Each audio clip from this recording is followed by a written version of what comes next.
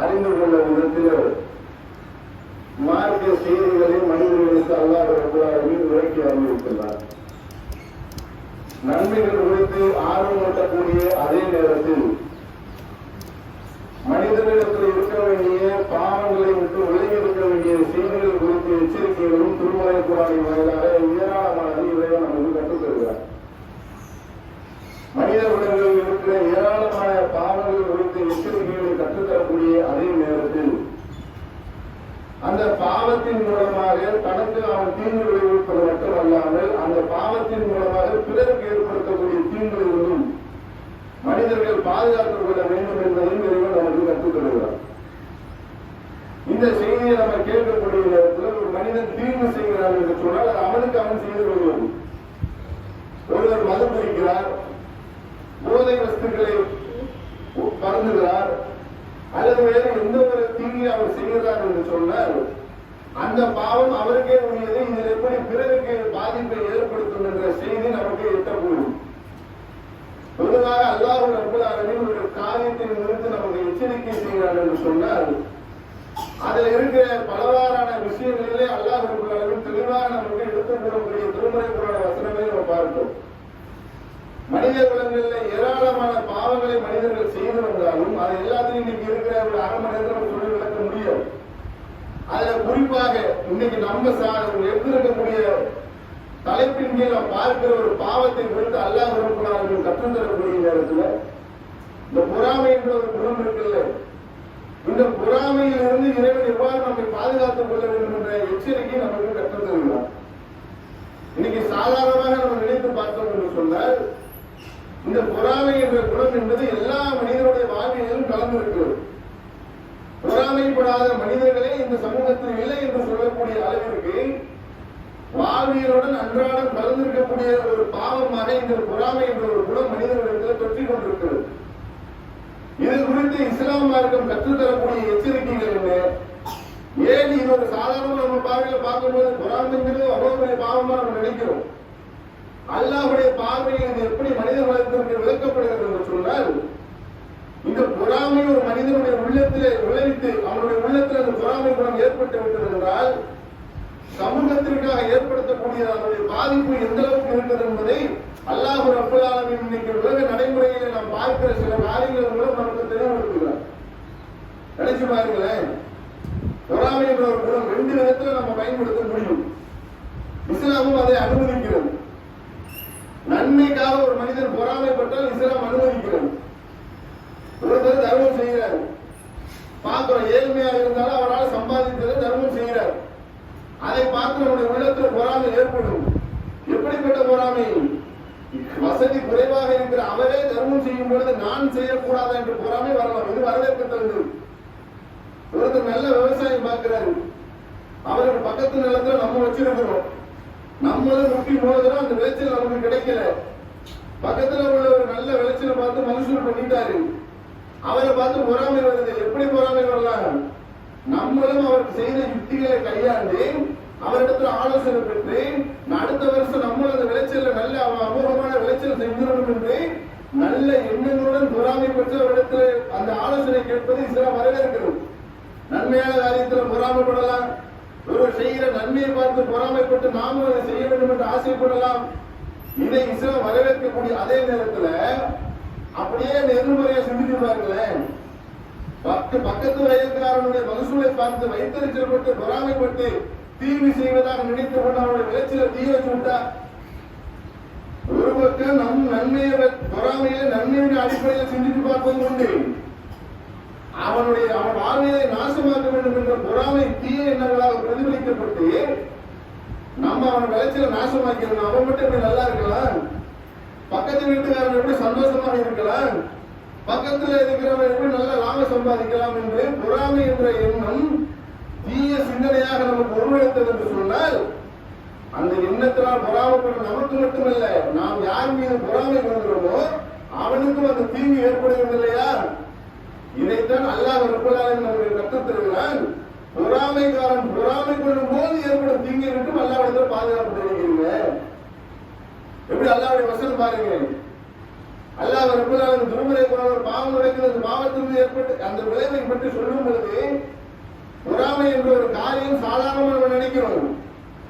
ஆனால் அது ஒரு மனிதனுடைய உள்ளத்தில் அந்த எண்ணம் ஏற்பட்டு விட்டது என்று சொன்னால் அவனுடைய செயல் எப்படி இருக்கும் என்றால், அதனால் அவன் செய்கிற தீங்கு இருக்கிறது இல்லையா, அது பாரதூரமான விளைவுகளை ஏற்படுத்தும் என்பதை இஸ்லாம் மார்க்கத்தில் அல்லாஹ் ரப்பல் ஆலமீன் திருமறை மூலம் நமக்கு கற்றுத்தருது. அந்த விளைவுகளிலிருந்தும் அல்லாஹ்விடத்தில் நீங்கள் பாதுகாப்பு தெரிவிக்கிறீர்கள். நீங்க பாக்குறமா இல்லையா? சமூகத்துல ஒரு மனிதனுடைய உள்ளத்துல இந்த பொறாமை என்ற தீய எண்ணம் ஏற்பட்டு விட்டது என்றால் என்னமெல்லாம் செய்யறான். இன்னைக்கு சாதிய வன்கொடுமைன்னு சொல்றாங்க, ஆணவ படுகொலைன்னு சொல்றாங்க. எவ்வளவு இடங்கள்ல நடக்கிறது. ஆனா இதுவெல்லாம் ஆணவத்தில் நடப்பதா, பொறாமையினால் வரும். ஆணவத்தின் கொலை என்று அவர்கள் சொல்லிக் கொண்டாலும் அதனுடைய கருவாக்கம் எங்க இருக்கிறது? அவனுடைய வளர்ச்சியை பார்த்து பிடிக்காமல் ஏற்படுகிற பொறாமையுடைய வெளிப்பாடு ஆணவமாக சொல்லப்படுகிறது. நீங்க பாருங்க, நமக்கு அருகாமையில் இருக்கிற ஒரு மாவட்டத்துல சமீபத்துக்கு முன்னாடி நடந்த ஒரு செய்தி. ஒரு விளையாட்டு போட்டி, கபடி போட்டி விளையாடுறாங்க. 2 அணிகள் மோதி போனது. அதுல ஒருத்தர் நல்ல திறமையை தன்னுடைய விளையாட்டை மேம்படுத்தி போட்டியில வெற்றி பெற்றுறாங்க. வெற்றி பெற்றதுக்கு காரணமாக இருந்த ஒரு இளைஞருக்கு சிறப்பு பரிசு கொடுக்கப்படுது. அந்த இளைஞர் பேருந்துல பயணம் செய்யும் பொழுது வாகனத்தை மறித்து வாகனத்தில் ஏறி அந்த விளையாட்டில் வெற்றி பெற்ற வீரனுடைய கையை வெட்டுறான். என்ன காரணம்? வேறு உயர்ந்த ஜாதியாக இருக்கிற எங்கள் வீட்டு பிள்ளை நீ வெற்றி பெறுவதா? பொறாமை என்ற குணம் எப்படி தீங்கு செய்ய தூண்டுவார்கள். இதைத்தான் அல்லாஹ் எச்சரிக்கிறோம். இது நீங்க ஒரு சம்பவமா நம்ம சொல்லி காட்டுறோம். சமுதாயத்தில் இது மாதிரி ஏராளமான சம்பவங்கள் நடக்கிறது. குடிக்கிற தண்ணீரை போய் மலத்தை கலக்கிறானா இல்லையா? அது என்ன ஜாதி உரிமைக்காண்டி கலக்கிறதா? அந்த எண்ணத்தின் அடிப்படையில் வரக்கூடிய பொறாமை நம்ம ஊரை விட்டு ஒதுக்கி வைக்கிறோம். நம்ம ஊருக்கு வரக்கூடாத ஒரு சமூகத்தை ஒதுக்குறோம். ஜாலியா வாழ்ந்துட்டு இருக்கிறான். அரசாங்கம் எல்லா வசதியும் அவனுக்கு செஞ்சு கொடுக்குது. படிப்புல மேல வர்றான், உத்தியோகத்துல மேல வர்றான், வசதி வாய்ப்புகள்ல மேல வருகிறான் என்று சொல்லி அந்த சமூகத்தின் மீது இருக்கிற பொறாமை என்ற குணம் குடிக்கிற தண்ணீரை மரத்தை கலக்கிற அளவுக்கு ஒரு தீமை செய்ய வைக்கிறது சொன்னா எவ்வளவு பாரதூரமான ஒரு விஷயம் நினைக்கிறது நம்ம பாக்குறோமா இல்லையா? இதைத்தான் அல்லாஹ் எச்சரிக்கை செய்கிறான். பொறாமைக்காரன் பொறாமை கொள்ளும் போது செய்கிற பாவத்தை விட்டு அல்லாஹ் பாதுகாப்பு இல்லை. இது அன்றாடம் நடக்கும். இது எல்லா வீட்டிலையும் இருக்கும். கணவன் மனைவி பிரச்சனையை கூட எடுத்துக்கிறீங்களேன். வீட்டு பிரச்சனை எடுத்துக்கொண்டால் கூட கணவன் மார்பில் எவ்வளவு பிரச்சனைகளை வீட்டுல சந்திக்கிறாங்க. தன்னுடைய உடன் பிறந்த சகோதரிக்கு ஒரு உதவி செய்ய முடியுதா? பல வீட்டுல பாக்குறோம்ல, குடும்ப பிரச்சனைகளுடைய பின்னணியில் எங்க இருக்குது. கூட பிறந்த சகோதரிக்கு ஒரு உதவி செய்வாங்க. நல்ல வசதியா இருப்பாரு, நல்ல வரக்கம் செஞ்சிருப்பா, பொருளாதாரம் நிறைய கிடைக்கிறது, உறவுகளுக்கு உதவி செய்வது என்ற அடிப்படையில் கணவன் உதவி செஞ்சா எத்தனை மனைவிமார்கள் தடுக்கிறாங்க. அல்லது மனைவிக்கு அவர் முன்னிருந்து உதவி செஞ்சா எத்தனை சகோதரிகள் கோபப்படுறாங்க, தாய்மார்கள் கோபப்படுறாங்க. இத்தனை வருஷம் அவனை பெற்று வளர்க்கிற எனக்குதான் முன்னாடி எழுதி கொடுக்குற இந்த வார்த்தைகள் வருது. இது ஏன் என்றால் உள்ளத்துல பொறாமை. அந்த பொறாமை என்ற குணம் எங்க வந்து முடிகிறது? சில இடங்களில் பார்க்கிறோம். செல்வத்தினால் ஏற்படக்கூடிய பொறாமையின் காரணமாக உயிர்களையே சேதப்படுத்தக்கூடிய அளவிற்கு மனிதனுடைய எண்ணங்கள் மாறி போகிறது என்றால் அதைத்தான் அல்லாஹ் எச்சரிக்கை செய்கிறார். பொறாமைக்காரன் பொறாமை கொள்ளும் போது ஏற்படுகிற தீங்கை விட்டும் அல்லாஹ்விடத்தில் நீங்கள் பாதுகாப்பு தேடிக் கொள்ளுங்கள். எவ்வளவு பெரிய விஷயம் என்று சாதாரண நம்ம நினைக்கிற ஒரு காரியத்துல எவ்வளவு பெரிய ஒரு தத்துவத்தை அல்லாஹ் ரப்பல் ஆலமீன் முன்னெடுத்து வைத்திருக்கிறான்னு இருப்பாரு. இது இன்னைக்கு இங்க மட்டும் இல்லை, மனிதனுடைய யதார்த்தமான வாழ்க்கையில் அவன் அதிகாரத்தில் இருந்தாலும் சரி, அவன் ஏழ்மையாக இருந்தாலும் சரி, எல்லாருடையும் இந்த உணர்வு இருக்கும். அது ஆட்சி அதிகாரத்தில் இருக்கிறவங்களுக்குமே இருக்கும். நீங்க பாக்குறீங்க, சமீபத்தில் அமெரிக்காவில இருந்து இந்தியாவின் மீது வரி விதிப்பு அதிகப்படுத்தினாங்க. என்ன காரணம் சொல்றாங்க? இந்தியாவும் பாகிஸ்தானும் சண்டை போட்டுச்சு.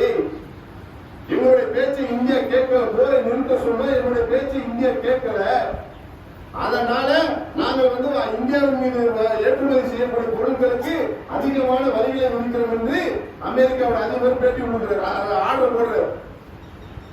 ஆனால் உள்ள அந்த விஷயம் அந்த அமெரிக்காவில் இருக்கக்கூடிய டைம்ஸ் ஆஃப் இந்தியா பத்திரிகையில் என்ன செய்தி வெளியிடுறாங்கன்னா,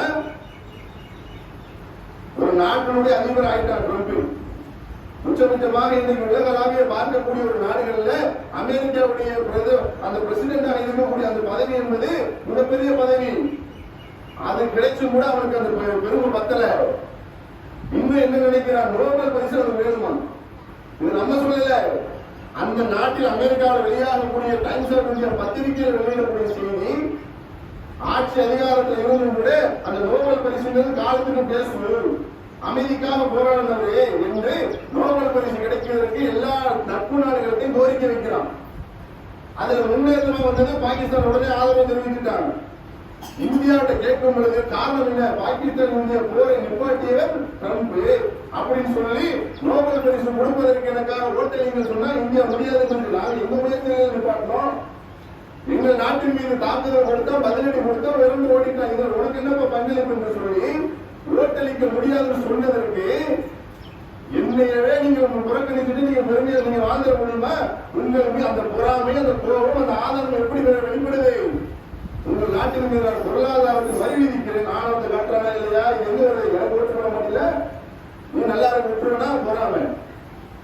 இந்த மாதிரி பொறாமை கொள்ளும் பொழுது அவங்களுக்கு செயல் என்னவா போகுது? ஒரு நாட்டின் மீது வரி விதித்து அவர்களை சிரமப்படுத்துவோம் என்று அவருடைய சிந்தனை போகிறது என்றால் இது சாமானிய மனிதனுக்கு உண்டு. வெறுங்கொண்ட ஆட்சி அதிகாரத்தில் இருக்கிறவனுக்கு உடைய அந்த ஆசை, தன்னை விட மற்றவர்கள் தாழ்மையில் இருக்க வேண்டும் என்ற அந்த எண்ணம், தன்னை சார்ந்தவர்கள் நன்னை விட உயர்ந்துவிடக் கூடாது என்ற கெட்ட எண்ணம் அவனுடைய உள்ளத்திலே பொறாமை என்ற குணமாக உருவெடுக்கும் பொழுது அவனுக்கு மட்டும் அந்த கெட்ட எண்ணமாக முடிவது கிடையாது. அவனை சார்ந்து இருக்கக்கூடியவர்களுக்கும் பாவம் செய்யக்கூடிய விளைவுகளை, பின்விளைவுகளை பகிரங்கமாக உருவாக்கக்கூடிய செயலில் மனிதன் கொண்டு சேர்த்து விடுகிறான் என்று இஸ்லாம் மார்க்கம் எச்சரிப்பதனால்தான் அல்லாஹ் ரப்பல் ஆலமீன் இது போன்ற பாவங்களிலிருந்து இறைவனிடத்தில் பாதுகாப்பு தேடிக் கொள்வதில் உள்ளார். இன்னும் சொல்ல போன இந்த பொறாமை என்ற குணம் இருக்குல்ல, இது எந்த அளவுக்கு மனிதனை முனாஃபிக் என்ற குணத்திற்கு கொண்டு சேர்க்கும் என்பது அல்லாஹ்வுடைய தூதர்கள் எச்சரிக்கை செய்கிறார்கள். சாதாரணமா நினைக்கிற பாருங்க, ஒரு மனிதனுடைய உள்ளத்துல பொறாமை வந்து அவன் என்ன செய்வான் நினைச்சு பாருங்க. ஒரு பக்கத்து கடையில் நல்ல வியாபாரம் நடக்குது, அல்லது ஒருத்தர் வெளிநாட்டுல இருந்து நல்லா சம்பாதிச்சுட்டு வந்துட்டாரு, திடீர்னு வீட்டுல நல்ல ஒரு ஊர்ல புது வீடு கட்டிட்டாரு, அவருடைய வளர்ச்சியை பார்த்து பொறாமை கொண்டு பக்கத்து வீட்டுக்காரர் என்ன பேசுவாங்க, என் வீட்டுல ஏதோ வெளிநாட்டுல இருக்கிறாங்க, அவர் தான் காலகாலமா கஷ்டப்படுறாரு, ஒரு 3 மணி தங்க வாங்க முடியல, இவர் இப்படி போயிட்டு வந்துட்டு உடனே சம்பாதிச்சுட்டார், அவரோட உத்தியோகம் என்ன, அவர் என்ன சம்பளம் வாங்குறாரு அதை பத்தி எல்லாம் கவலை இல்லை, வெளிநாடு போயிட்டு வந்தாரு சம்பாதிச்சுட்டான்னு சொன்ன என்ன பேசுவோம் நம்முடைய நாவுகள்? எங்கேயா கொள்ளையடிச்சுட்டு வந்திருப்பான், யாராவது சொத்தை அபகரிச்சுட்டு வந்திருப்பான், நியாயமா சம்பாதிச்ச உடனே பணக்காரன் ஆகணும், இப்படி எல்லாம் அவருடைய அந்த விஷயங்கள் பர்சனல் விஷயங்களை தெரியாம நம்முடைய நாவுகள் எல்லை மீறி பேசுகிறதா இல்லையா? இதைத்தான் அல்லாஹ்வுடைய தூதர் எச்சரிக்கை செய்கிறாங்க. அல்லாஹ்வுடைய தூதர்கள் சஹாபாக்களுடைய சபையில இருக்கும் பொழுது தன் சஹாபாக்களுக்கு ஒரு செய்தியை முன்வைக்கிறாங்க. உங்களுடைய தோழர்களே, உங்களுக்கு நான் பெரும் பாவத்தை கொண்டு எச்சரிக்கை செய்கிறேன். அதுல முதல் விஷயம் அல்லாஹ்வுக்கு இணை கற்பிப்பது. அல்லாஹ்வுக்கு நீங்க இணை கற்பித்து விடாதீர்கள் சொல்லிவிட்டு அல்லாஹ்வுடைய தூதர்கள் சாய்ந்தவர்கள் பிறகு எதிர்த்து சொல்றாங்க, பொய் சொல்வதும் பெரும் பாவத்தில் முடியுது. பெரும்பாவமாக அல்லாஹ்வுக்கு இணை கற்பிப்பதே பெற்றோர்களுக்கு நோவினை செய்கிற அந்த எச்சரிக்கையை சொல்லிவிட்டு அதில் சாய்ந்து கொண்டவர்கள் அல்லாஹ்வுடைய தூதர் எந்திரிச்சு நிமிர்ந்து உட்கார்ந்து சொல்றாங்க, பொய் சொல்வதும் பெரும்பாவத்தில் முடியுது. இந்த பொறாமை என்ற எண்ணம் ஒரு மனிதனை தொற்றிக் கொண்டது என்றால் நம்ம அவர்களுடைய பொறாமை பொய்களையும் கட்டுக்கதைகளாக அவுத்து விடமா இல்லையா? ஒரு மனிதனுடைய வளர்ச்சியை பார்த்து பொறாமைப்பட்டு அவனுடைய வளர்ச்சியிலே நாம் என்ன கற்றுக்கொண்டோம் என்று மனிதன் சிந்தித்து பார்க்காமல் அவனுடைய நாவல்கள் வழியாக அந்த மனிதனுடைய வளர்ச்சியை பற்றி பொறாமை குணத்துடன் பொய்களையும் அவதூறையும் ஒரு மனிதன் பேசினார். பொய் பேசுறோம் யாரு?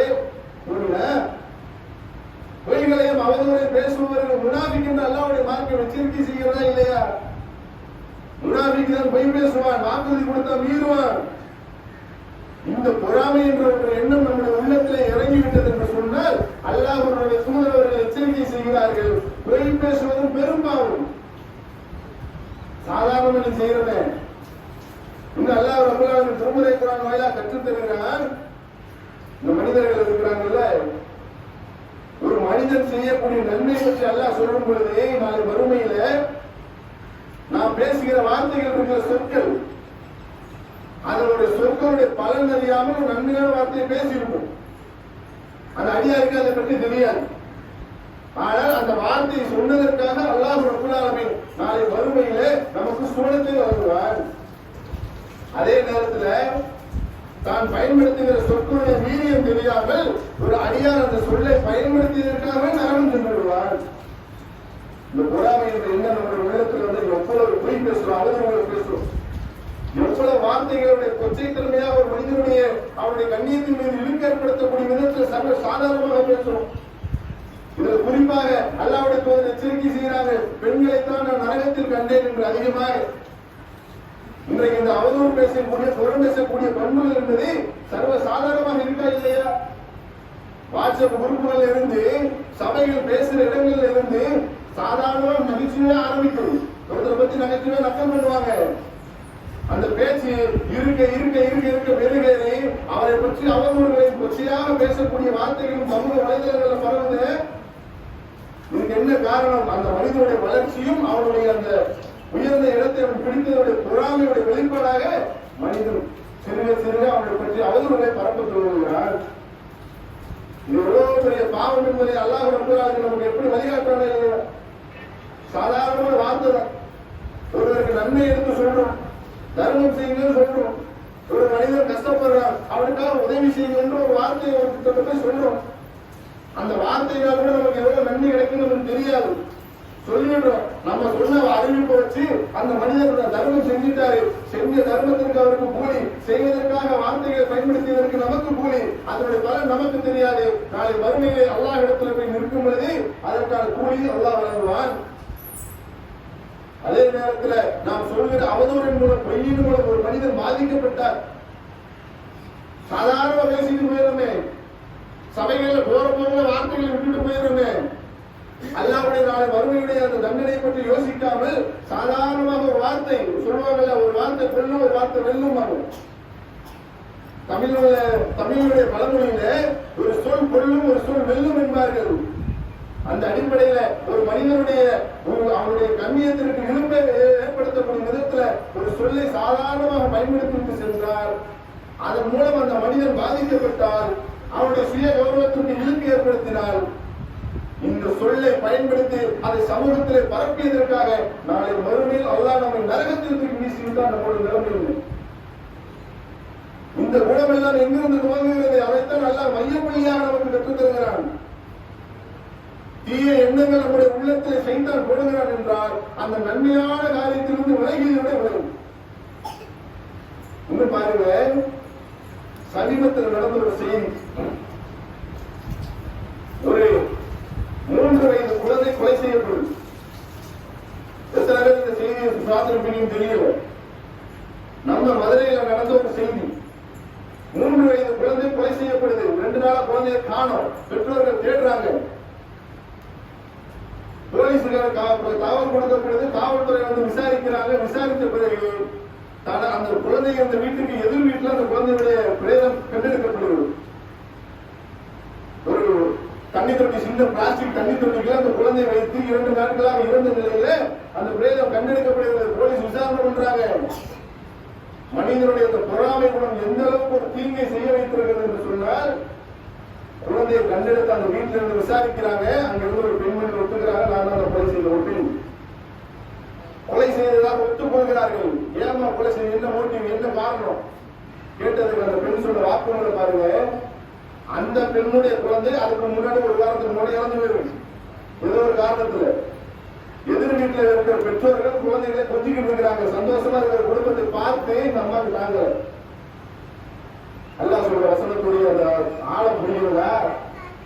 எதிர் வீட்டில் இருப்பவர்கள் குழந்தையை கொஞ்சிக்கிற அந்த நிலையை பார்த்து நான் வருத்தத்துக்கு சந்தோஷமா இருக்கலாம் குழந்தைகளோட சொல்லி அந்த குழந்தையை கொலை செய்து தன் வீட்டிலே பதுக்கி வைத்திருக்கக்கூடிய அந்த நிலையிலே வாக்குமூலம் கொடுக்கிறாங்கன்னா இவற்றை அல்லாஹ் எச்சரிக்கை செய்யும்.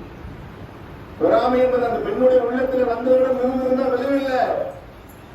அதனுடைய சிந்தனை செய்தாவுடைய தூண்டுதல் எந்த அளவிற்கு செல்கிறது என்றால், பச்சிலம் குழந்தை என்று கூட பாராமல் அந்த பெண்மனை கொலை செய்ய வைத்து சொன்ன காரணம், நான் இழப்பில் இருக்கும்போது அவர்கள் சந்தோஷமாக இருக்கலாமா என்ற எண்ணம் எங்கள் உள்ளத்தில் வந்ததால் இந்த செயல் செய்ய என்று வாக்குமூலம் கொடுக்கிறார்கள். இதைத்தான் என்றுதான் அல்லாஹ் நமக்கு எச்சரிக்கிறார். இப்படி அல்லாஹ் ரப்பல் ஆலமீன் இந்த பாவத்திலிருந்து விலகி இருக்க சொல்லக்கூடிய அதே நேரத்தில் நம்முடைய உள்ள சொல்ல கேள்வி இல்ல, பொறாமை கொள்ளக்கூடாது. பொறாமை கொள்வதனால் ஏற்படுகிற தீங்கு என்பது மனித குலத்திற்கு விரோதத்தையும் சம்பாதிக்கும். அதுல எந்த மாற்று கருத்தும் இல்லை. அதிலிருந்து மீண்டு வரணும் என்றால் என்ன செய்வது? அந்த எண்ணம் என்னுடைய உள்ளத்தில் வராமல் இருப்பதற்கு எனக்கு என்ன வழி இருக்கிறது? அதையும் அல்லாஹ்வுடைய மார்க்கம் கற்றுத் தருகிறது. அழகான ஒரு வாழ்வியலை இஸ்லாம் மார்க்கத்தை தவிர எதையுமே வழிகாட்ட முடியாது. சிம்பிளா நினைச்சு பாருங்களேன், ஒரு மனிதருக்காக நீங்கள் பிரார்த்தனை செய்ய துவங்கிவிட்டால், தன்னுடைய அண்டை வீட்டுக்காக நீங்கள் அல்லாஹ்விடத்தில் பிரார்த்தனை செய்ய துவங்கிவிட்டால், நம்முடைய சகோதரர்களுக்காக நீங்கள் அல்லாஹ்விடத்தில் உதவி தேட துவங்கிவிட்டால், அல்லாஹ்விடத்தில் அந்த சகோதரருக்காக நீங்கள் பிரார்த்தனை கேட்கக்கூடிய பண்பை வளர்த்து கொண்டோம் என்று சொன்னால் நம்முடைய உள்ளத்தில் வராமல் வருவான். ஒரு தர்மம் செய்கிறாரே, அவருக்கு நீ வரக்கத்தை அதிகம் செய், இன்னும் அவர் தர்மத்தை நிர்வாகி செய்வதற்கு அவருக்காக நீ அருள் செய்கின்றே, அந்த சகோதரருக்காக வரக்கத்தை நாடி நான் பிரார்த்தனை செய்து விட்டால் உள்ளத்துல பொறாமல் வருவான். ஒருவர் வியாபாரத்தில் அதிகம் சம்பாதிக்கிறார், எங்கேவா அவருக்கு நல்ல வரக்கத்து செய், அதே போன்ற வியாபாரத்தை எனக்கும் தான், அவரையும் நன்மையின் பக்கம் நாடு, எனக்கும் நன்மை நாடு என்று அவருக்காகவும் நமக்காகவும் பிரார்த்தனை செய்யக்கூடிய பண்பை வளர்த்து கொண்டால் பொறாமல் உள்ளத்துல வருவான். எனக்கு குழந்தை இல்லை, என் வாழ்க்கையில கஷ்டம், நான் குடும்பம் இல்லாமல் தெரிவிக்கிறேன், ஒரு அழகான குடும்பத்தை பார்த்தால் அவர்களுக்கு வரக்கத்து செய்ததை போன்று எனக்கும் இறைவா செய்கின்றேன், அல்லாஹ்விடத்திலே பிறருக்காகவும் நமக்காகவும் பிரார்த்தனை செய்யக்கூடிய இந்த பண்புகளை உள்ளத்திலே நாம் வாழ்வியலாக நிறுத்திக் கொண்டோம் என்றால் ஒருத்தருடைய வளர்ச்சியை பார்த்து நமக்கு பொறாமல் வருமா? அண்டை வீட்டருடைய வாழ்வியலை பார்த்து பொறாமல் வருமா? இந்த வழிமுறைத்தான் இஸ்லாம் கற்றுக்கொள்கிறது. பிறருக்காக பிரார்த்தனை செய்யக்கூடிய பண்புகளை அதிகமாக நாம் வளர்த்து கொண்டோம்னு வச்சுக்கிறோங்க, யாரை பார்த்து நமக்கு பொறாமல் வராது. எனக்கு அல்லாஹ் கொடுக்கிறானா அவருக்கும் கொடுக்கிறான், கொடுக்கணும், அல்லாஹ் அதிலும் கொடுக்கணும், அவர் பாவம் செய்யாமல் நன்மையில் அதை செலவு செய்யட்டும் என்ற எண்ணத்தின் அடிப்படையில் நாம் பிரார்த்தனை செய்யக்கூடிய பண்புகளை நம்முடைய வாழ்வியலில் கொண்டு வந்துவிட்டோம் என்றால் அல்லாஹ் அந்த பிரார்த்தனையின் மூலம் வளர்க்குமாறு நமக்காகவும் அல்லாஹ்விடத்தில் பரிந்துரை செய்வார்கள். அதன் மூலம் நன்மை நமக்கும் உண்டு. நாம் யாருக்காக பிரார்த்தனை செய்கிறோமோ அவர்களுக்கும் அதற்கான நன்மை இறைவன் வழங்குவார் என்ற அடிப்படையில் அழகான ஒரு வாழ்வியலை பிறருக்காகவும் நாம் நன்மை நாட வேண்டும் என்ற அடிப்படையில் இஸ்லாம் மார்க்கம் கட்டமைத்து தருகிறது.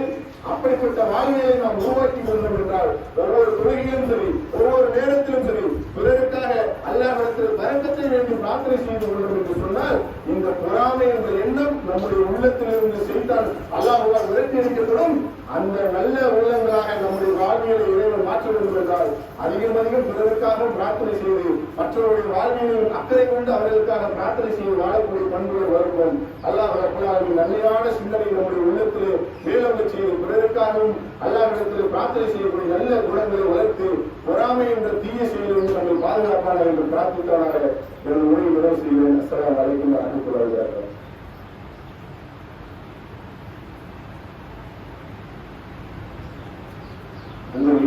சகோதரர், நம்முடைய ஜமாத்தின் சார்பாக இன்று மாலை 4:30 மணி அளவில் செயல் வீரர்கள் வீராணை ஒரு கூட்டம் நம்ம ஏற்பாடு செஞ்சிருக்கோம். இது உங்களுக்கு போன வாரம் கூட அறிவிப்பு செஞ்சிருப்பாங்க.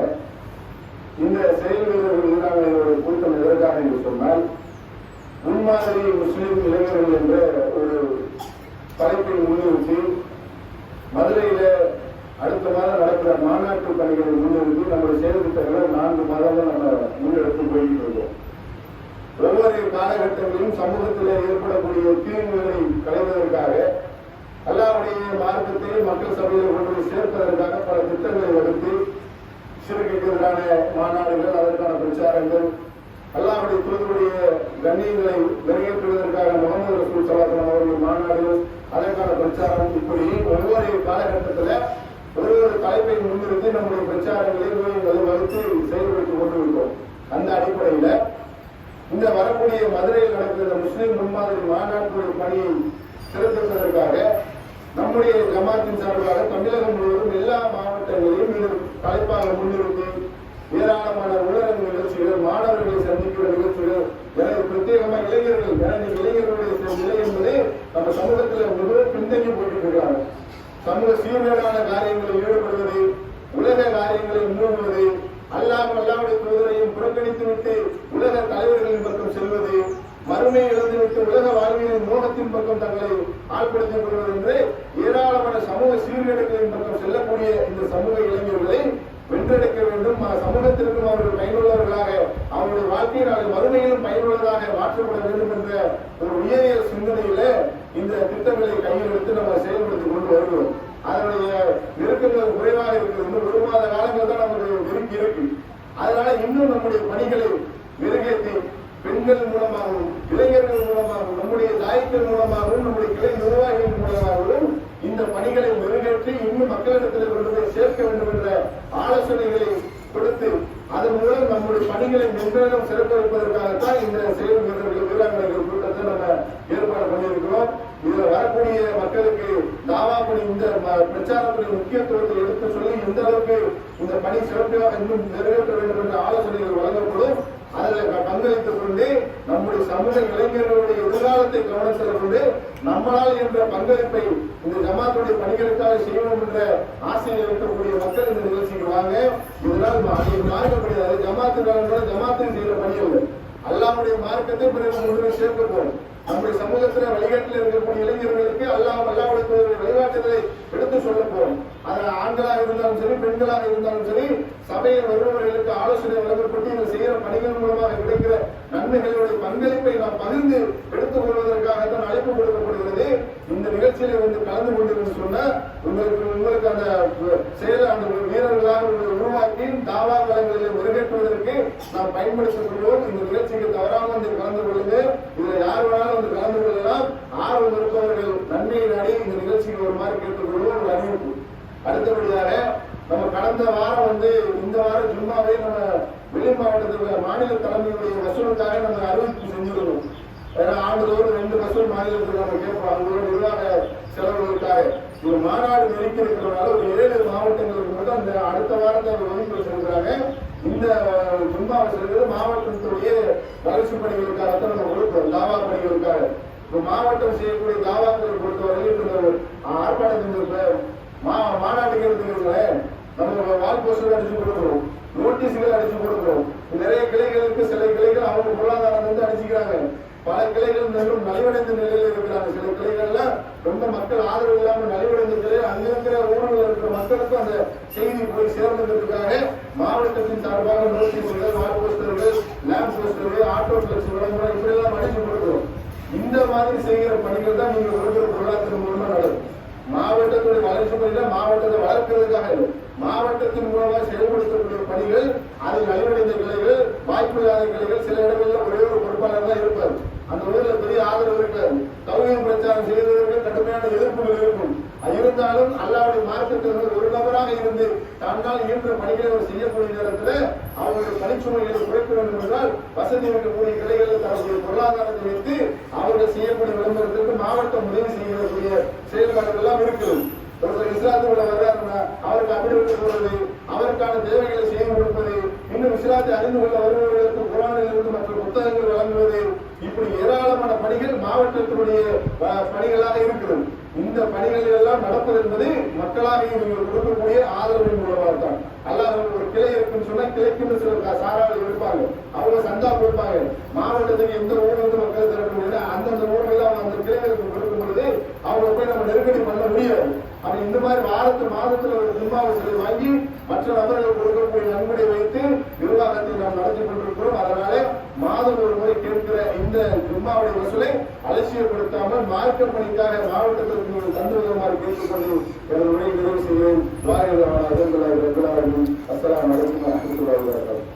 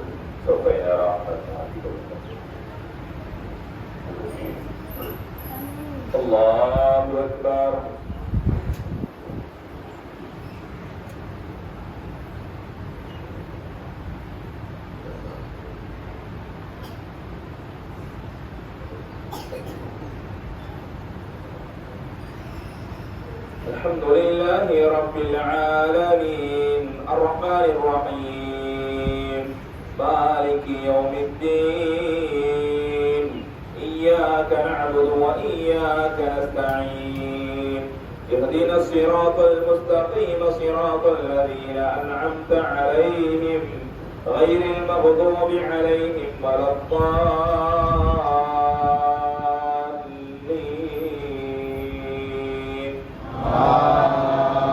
آمين.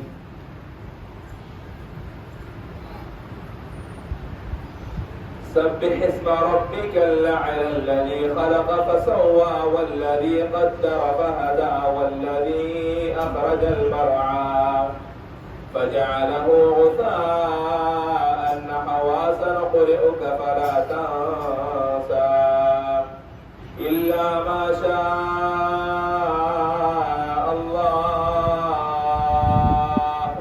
إنه يعلم الجهر وما يخفى ونيسرك لليسرى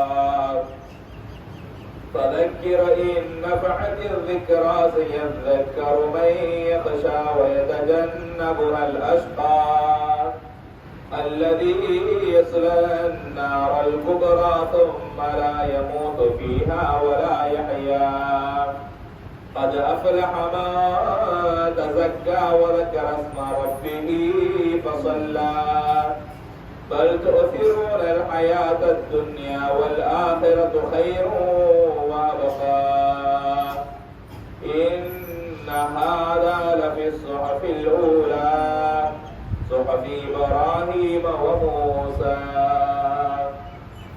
الله أكبر.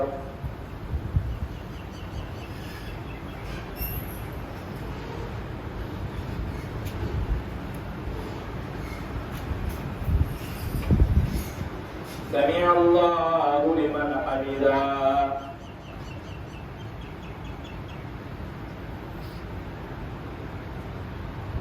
الله أكبر.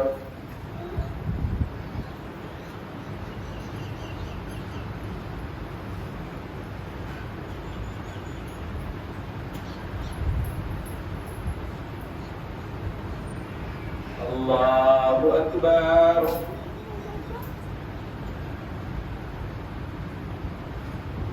الله أكبر.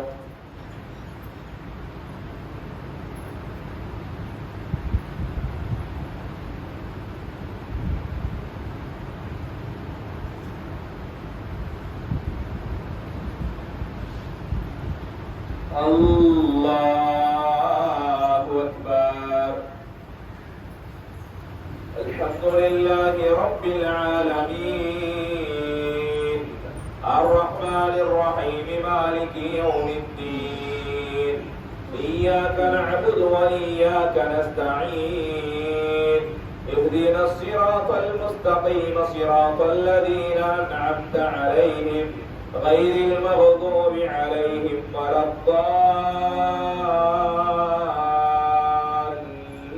الضالين آمين.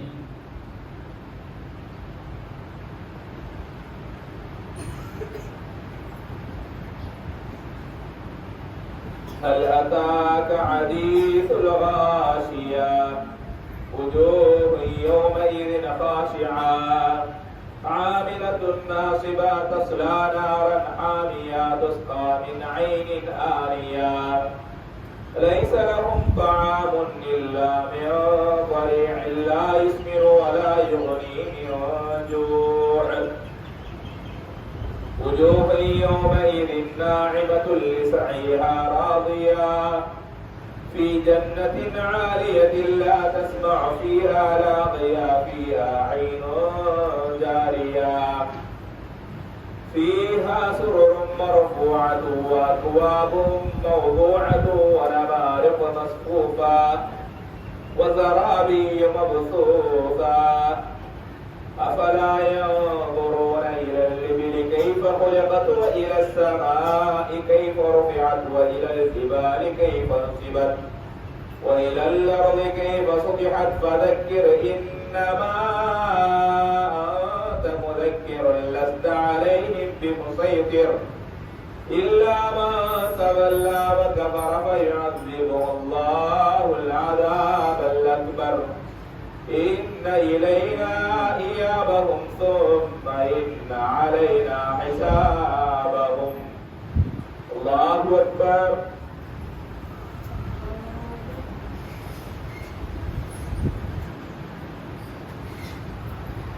سمع الله لمن حمده.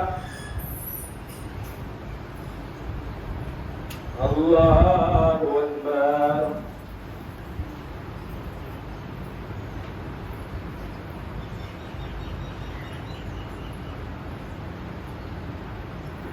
الله أكبر. الله أكبر.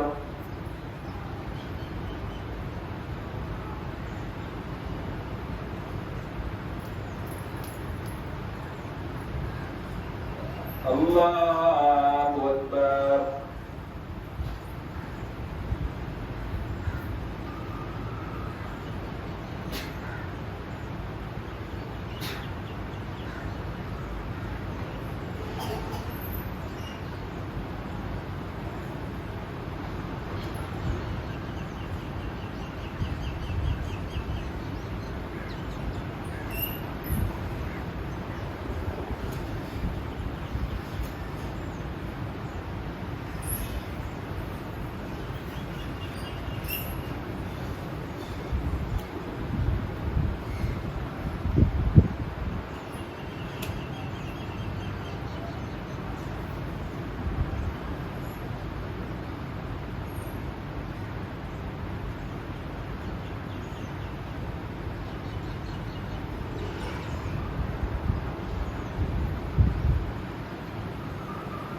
السلام عليكم ورحمة الله. السلام عليكم ورحمة الله.